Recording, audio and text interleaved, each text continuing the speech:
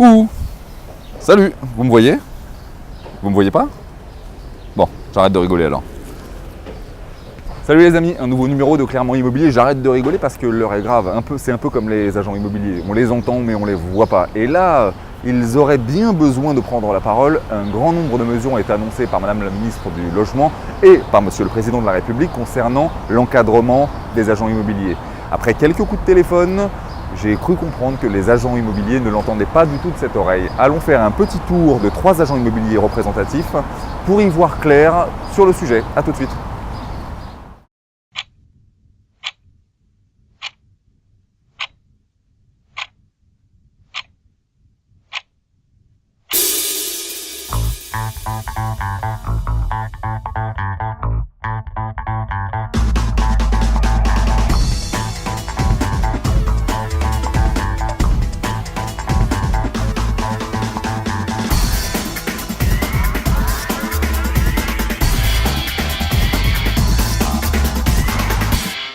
Voilà, nous sommes dans le 17e. Le premier à s'y coller, c'est Pierre-Antoine Ménès, que vous connaissez probablement dans l'émission. Il est déjà intervenu quelques fois.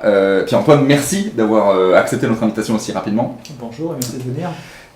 Bon, comme je le disais, on sent une grogne des agents immobiliers par rapport à ce flot, je dirais ce flot, ce qui est assez bien choisi comme mot, des propositions de gouvernement qui veulent encadrer votre métier. Toi, tu es agent immobilier dans le 17e, tu as quelques missions également au sein de la FNAIM. Est-ce que tu peux nous en rappeler quelques contours ? Bien sûr, donc j'ai 2 agences dans le 10e arrondissement, une rue Jouffroy et une au Terne. Et je fais de la location, de la gestion et de la transaction. Et je suis aussi vice-président de la Chambre de Paris Île-de-France. D'accord, c'est ça. Donc, tu entends ces grognes d'agents immobiliers, de tes collègues, face à ce déversement de nouvelles propositions du gouvernement ? Je fais plus que l'entendre. Je vis au milieu et depuis 3 jours, je ne travaille plus, je ne fais que ça. Ah voilà. Voilà. C'est plus qu'une grogne, c'est... Sans qu'il y ait une sorte d'état de siège qui est en train de se monter là-dessus. C'est incompréhensible. On a l'impression que la ministre du Logement voulait faire évoluer la profession, ce qui est une bonne chose à l'origine. On discute avec elle depuis bientôt 6 mois. Et, surprise, elle sort un texte qui n'a pas bougé d'un iota de ce que vous avez de ce qu'elle avait imaginé au tout départ. D'accord. Donc, on a l'impression qu'elle veut faire un coup politique, laisser une trace. Je me suis fait les agents immobiliers. Très bien. Tu entends ça, toi. Je me suis fait les agents immobiliers. Voilà. Son coup, ça sera ça. C'est ça. Elle laissera une trace, elle a démoli la profession. Bon, nous ne sommes pas aimés, d'accord. Très bien. Mais j'entends des mots qui sont, on va les mettre au pas. Qui veut mettre au pas qui? C'est clair. Il faut que je te rappelle quand même qu'au niveau de la réputation, les politiques ne sont pas très belles non plus à l'heure actuelle. C'est sûr, t'as raison. Bon, c'est pas pour ça que tous sont pourris. Ouais. Et pour autant, c'est ce que tu me disais en off, tu es convaincu que la profession a besoin de changer, qu'effectivement, il y avait des choses qui se passaient qui n'étaient pas très normales. La profession est réglementée par une loi qui est la loi Hoguet, qui date de 70. Entre-temps, il y a eu Internet, la télé, etc. Donc il est évident que ça doit évoluer. Mais pas n'importe comment. Aujourd'hui, elle est en train de nous taper dessus de façon incompréhensible.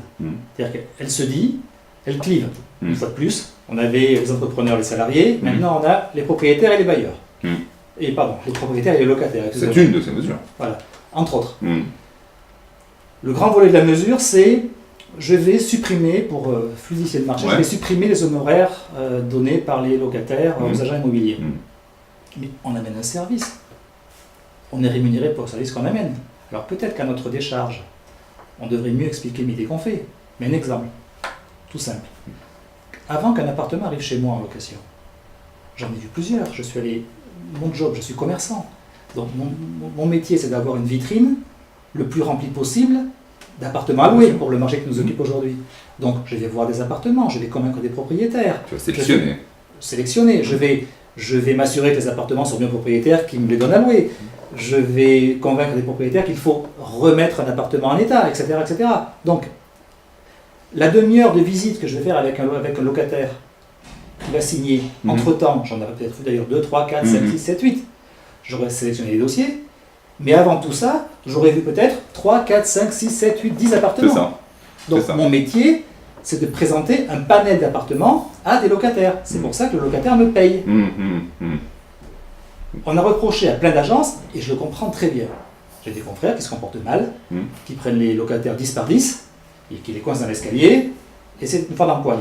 Chez moi, je prends les locataires un par un, Je prends des rendez-vous et je les arrange en fonction de leurs horaires. C'est normal. Qu'est-ce qui va se passer demain si on supprime les horaires de locataires? Je supprime le poste de négociateur location et on va se retrouver à la grande époque qui est, bien entendu, appartement de 2 pièces, 750 €, visite vendredi de 10h à 11h. C'est ça. C'est ridicule. C'est donc obligé de renvoyer des dizaines de gens parce que la manque. Bien entendu, foire d'empoigne, etc. En plus, on va bien entendu revoir fleurir les dessous de table. C'est idiot. Hein, c'est idiot. Donc on peut comprendre. Donc sur le fond, j'entends, tu es prêt à comprendre qu'il y ait besoin de faire des choses. En fait, ce qui vous dérange le plus, c'est la forme que ça prend. La forme et les remèdes qu'elle nous impose. Par exemple, la profession doit être encadrée. Bien sûr, elle l'est déjà. Ok. Mais ça fait 2 ans qu'on avait déjà un livre blanc qui explique qu'il faudrait un conseil supérieur de l'intermédiation. On l'a écrit il y a 2 ans. Elle n'était pas encore ministre. Elle ne s'occupait pas du logement. Elle ne savait pas qu'elle travaillait au logement. Elle nous le ressort comme une nouvelle idée. C'est nous qui l'avons rédigé. Elle nous parle d'un code d'éthique et d'anthologie. Il date de 2010. Il est là. C'est déjà fait. C'est déjà fait. D'accord. Mais alors, comment on fait? Qu'est-ce qu'il faudrait faire concrètement? Parce que ça a le mérite au moins de bouger. Ah oui, mais attends, j'ai pas fini. Parce que premier point, donc, ce sont les honoraires. Deuxième point, c'est une super idée, la garantie universelle des loyers. Donc en gros, elle hésite entre 2 formules. La première, c'est une taxe sur les loyers qui est de 1 ou 2%, qui alimenterait un fonds d'aide pour les loyers impayés, géré par l'État, vous imaginez, la Sécu qui gère l'immobilier. Bon. Ou alors, forcer tous les propriétaires à prendre une garantie de loyer impayé. Un peu comme le système d'assurance voiture. Celle que vous voulez, mais vous la prenez. Très bien. De fait, ça implique la suppression de la caution personnelle, puisqu'il est interdit en France d'avoir à la fois une caution personnelle et une garantie de loyer impayé. On se demande pourquoi, mais ça, c'est ça de Madame Boutin. Très bien. Qu'est-ce qui va se passer? Les chômeurs, les premiers emplois, les périodes d'essai, les CDD, s'ils n'ont plus de caution personnelle possible, parce qu'on l'attrape, ils n'auront plus d'appartement. Là, je viens de louer un appartement à quelqu'un qui arrive d'Aurillac, qui vient d'avoir son contrat de travail. Ses parents sont caution, il a l'appartement. Demain, il n'y avait plus de ça. Pas de caution, pas d'appart. Donc, de fait, elle va sortir du marché tous les gens qui avaient un problème de dossier qu'on pouvait sauver par la caution personnelle, plus de caution, plus d'appartement. Un grand nombre de personnes. Bien sûr. Donc, qu'est-ce qui va se passer avec ce cache-misère de garantie de loyer universel? Elle va faire croire au propriétaire qu'il est très facile de louer son appartement. Je vous rappelle quand même qu'aujourd'hui, un contrat de bail avec toutes les annexes fait à peu près 40 pages.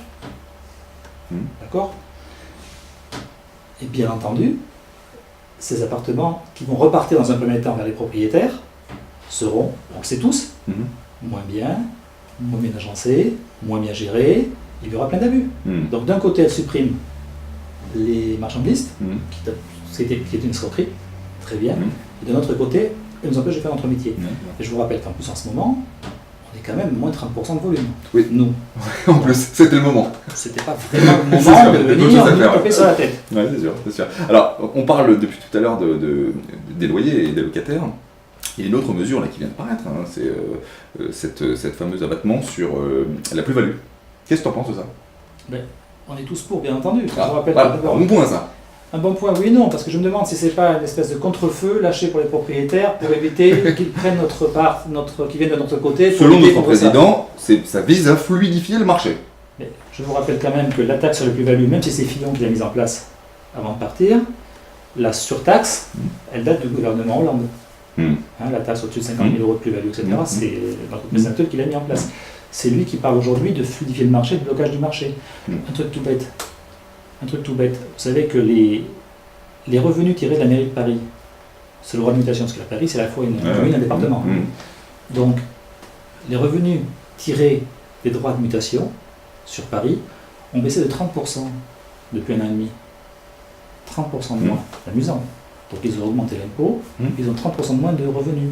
Il faut en trouver. Donc, peut-être que la mesure n'était pas exceptionnelle. Bon, finalement, si je t'écoute, Boutin, apparu, Duflot, pour l'instant, l'immobilier n'a pas encore trouvé de ministre. Non. C'est ça. Non. Ok. Bon, bah, écoute, merci pour tes réponses. On va aller filer voir deux autres de tes confrères qui vont réagir comme tu l'as fait. Merci, c'était très clair. À bientôt sur notre émission. J'espère que tu reviendras souvent nous voir. J'espère. Ça marche. À bientôt. À tout à l'heure, les amis. Ciao.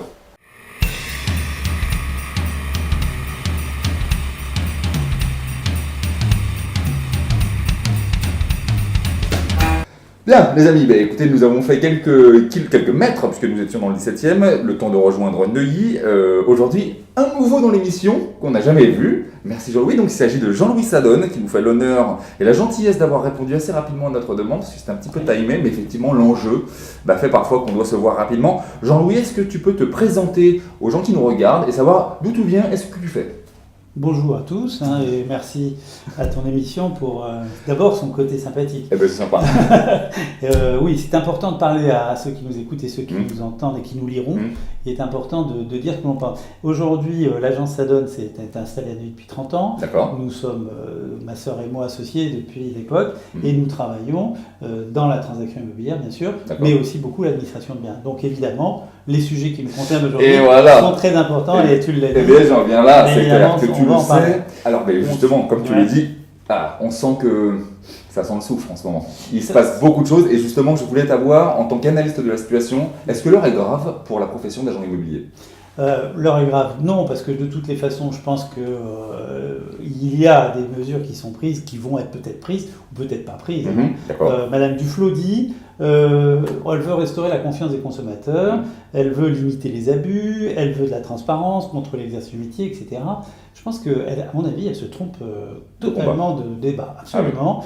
Elle ne peut pas mettre à l'index l'ensemble d'une profession comme ça en se disant tous dans le même panier, pour ne pas dire un autre mot qui est à la mode dans le monde politique. Mais je pense que c'est pas comme ça qu'elle réglera le débat, d'autant plus que, à mon avis, l'immobilier, en tous les cas, enfin les lois qui régissent la location sont des lois qui sont bien faites et qui le sont depuis 89 et jusqu'à présent, je ne pensais pas avoir du tout ce problème. Alors, ces propos me paraissent vraiment excessifs. Elle s'adresse à des candidats, enfin, elle est candidate électorale, elle veut se maintenir. Je pense qu'elle a un langage auquel nous ne participons pas, on n'adhère absolument pas, on ne se sent même pas concerné. Je pense qu'elle fait un coup. Je pense qu'elle fait un coup médiatique, elle cherche à se faire des électeurs, mais ces électeurs, elle a oublié de penser que ce ne sont pas tous des locataires. Il y a aussi, il faut le savoir, 2,4 millions de propriétaires qui détiennent au moins un appartement en France. Ce n'est pas tous des propriétaires. Elle ne va pas s'en faire des copains. Elle ne va pas s'en faire des copains, ça c'est certain. 2,4 millions de propriétaires, c'est des propriétaires qui ont un appartement. Seulement, je crois, c'est 30, d'après la NIL, 33% seulement sont propriétaires, sont des cadres supérieurs, cadres ou professions libérales. Le reste, 77% sont des commerçants. Donc tu penses qu'au-delà d'être une proposition avec un fondement et un vrai intérêt, il s'agit plutôt d'un coup médiatique, histoire de jeter un peu l'opprobre sur une profession qui, effectivement, c'est assez sexy et c'est facile pour elle. On le sait, les agents immobiliers ne sont pas dans le cœur de tous les Français. Et dans une profession... Je ne crois pas, moi, qu'aujourd'hui, j'entends jamais trop ce genre de discours. Je l'ai entendu à une certaine époque. Aujourd'hui, il y a une réglementation qui est bien respectée. Nous-mêmes, on est FNAIM, donc on est hyper bien contrôlé. On a des contrôles en permanence par notre caisse de garantie, on a des contrôles par notre expert comptable, par notre commissaire aux comptes. On a des contrôles surprises de la DGCCRF qui viennent régulièrement. Nos prix sont affichés, ils sont connus, reçus et acceptés par l'ensemble des parties. Les propriétaires et locataires l'ont accepté. Et il y a un véritable consensus entre les deux. Je crois que là, c'est mettre l'huile sur le feu. Et à mon avis, ça ne servira à personne. Et certainement pas Madame Duflot, en tous les cas, je l'espère. Bon, alors, ok. Tu n'as pas l'air d'accord avec ce qu'elle dit et on te comprend, il n'y a pas de problème. À ton avis, qu'est-ce qu'il faut changer profondément ? Alors, on a beaucoup parlé de la modification, du remaniement de la loi Hauguet, qui à mon avis est une bonne chose. Il va falloir passer par ce remaniement-là, qui est un peu vieille, un peu poussiéreuse. Beaucoup de gens s'accordent à dire qu'on pourrait changer 2-3 trucs. Pour toi, si demain tu étais ministre du Logement, c'est quoi les premières actions qu'il faut faire pour que tout roule un peu mieux ? Alors, pour que tout roule un peu mieux, il faut effectivement que la loi soit respectée. Pour que la loi soit respectée, il faut que, déjà, cette loi Hauguet soit respectée. Par exemple, dans les publications. C'est un exemple tout simple. Moi, ce que je ferai en premier, j'obligerai tous les professionnels à mettre sur leur annonce un numéro de mandat. Ce qui veut dire que, déjà, ils ont eu un mandat écrit qui était signé et qui a fixé les conditions du travail et la mission qui a été confiée aux professionnels. Ça, c'est très important. Aujourd'hui, il y a certainement des abus, peut-être. Moi, j'en vois pas trop. Je vois mes confrères, en général, ils sont soumis à la pression de la concurrence, donc ils sont de plus en plus performants, de plus en plus formés avec des gens de qualité. Je ne vois pas de brebis galeuses. Ou alors, elles existent certainement. C'est marginal. Mais ça, à mon avis, c'est marginal. Je crois que là aussi, on se trompe de... la loi Gay est déjà suffisamment... Oui, touffu. Pour le coup, on peut dire que c'est touffu. C'est touffu, mais elle est déjà assez contraignante sur l'accès à la profession. Maintenant, c'est vrai qu'aujourd'hui, avec les groupements indépendants, avec les agents commerciaux indépendants, les mandataires, voilà, je sais que là, il va y avoir peut-être une déresponsabilisation des professionnels. Mais aujourd'hui, je ne pense pas que...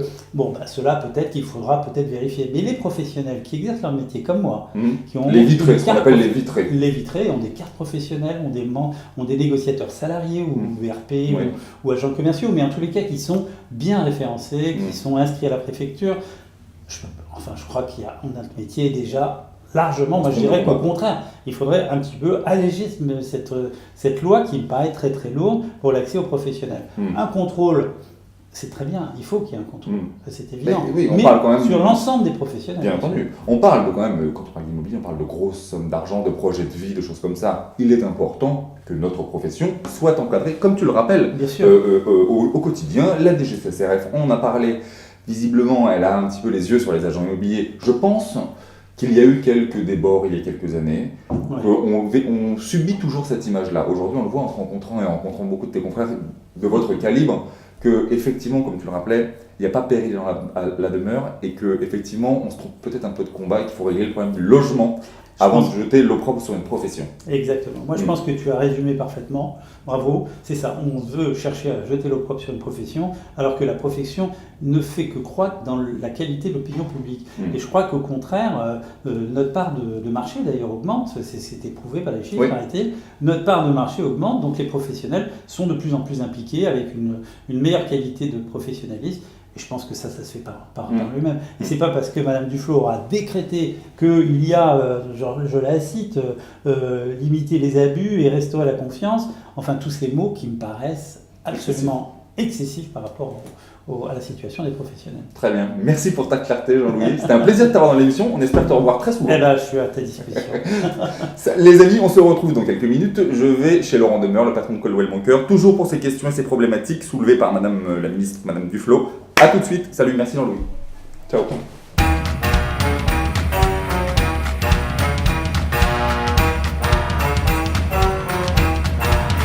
Les amis, eh bien écoutez, c'est le dernier de notre journée, last but not least. Aujourd'hui, donc je viens voir Laurent Demeure qui a également accepté gentiment de nous recevoir très rapidement pour faire le point sur cette situation plutôt chaotique que le gouvernement propose. Laurent, merci de nous recevoir rapidement. Bonjour Olivier. C'est gentil.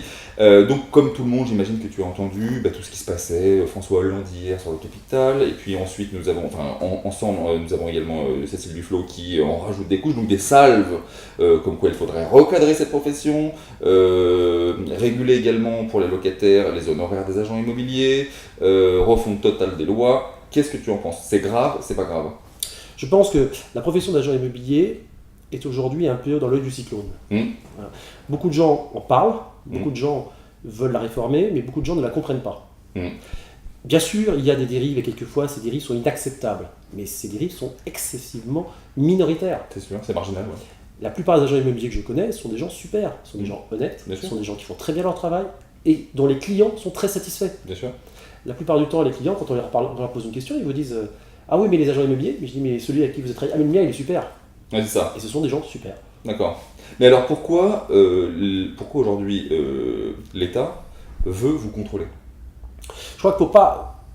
Il faut aller vers plus d'informations consommateurs. Il faut aller vers plus de transparence. Et nous, en tant qu'entreprise anglo-saxonne, nous sommes favorables. Aux États-Unis, il y a beaucoup plus de transparence et il y a une bien meilleure qualité de service. Clairement, parce que le marché américain est très organisé, très structuré, et c'est un marché où les agents immobiliers s'autorégulent eux-mêmes. D'accord. Je pense qu'il faut aller vers ça. Maintenant, l'État se réveille un petit peu en se disant tiens, il y a une crise du logement en France, on va réformer les agents immobiliers. Ce n'est pas les agents immobiliers qui créent la crise du logement en France. Ce sont deux choses complètement différentes. Bien sûr, il faut s'améliorer. Bien sûr, il faut travailler encore vers plus de qualité. Et nous y sommes favorables. Bien sûr, il faut plus de transparence, il faut plus d'informations des consommateurs. Mais ce n'est pas une réforme du jour au lendemain parce qu'on a envie de réformer la profession en disant bah, c'est comme ça qu'on fera baisser les prix. Non, ça marche pas. Tu me disais tout à l'heure en off, et tu as raison, je partage totalement ton point de vue, des conciliabules sur d'autres branches sont orchestrées avec les pouvoirs publics et les consommateurs et tout ça. Et aujourd'hui, pourquoi ce ne serait pas le cas? C'est ce que tu me disais. Tout à fait, c'est surprenant parce qu'on a un président de la République qui a dit que sa méthode était la concertation. On réforme le code du travail, on dit mettez les professionnels, les partenaires sociaux autour d'une table, vous avez 6 mois pour trouver un accord. On dit on va parler des retraites, on dit les partenaires sociaux, vous avez 3 mois, 4 mois, 5 mois, peu importe, et vous trouvez une solution. Et si vous ne les trouvez pas, alors on légiférera. Et pour l'immobilier, on nous parle de légiférer, on nous parle d'ordonnance, on nous parle d'aller vite. Et où est la concertation, où est la méthode gouvernementale? Pourquoi pour cette profession, y a-t-il une méthode gouvernementale différente? Mais alors donc vous avez le sentiment, tous les agents immobiliers, de ne pas être entendus par votre ministre? Je crois que les agents immobiliers ne sont pas entendus, ne sont pas écoutés et surtout ne sont pas compris dans leur métier.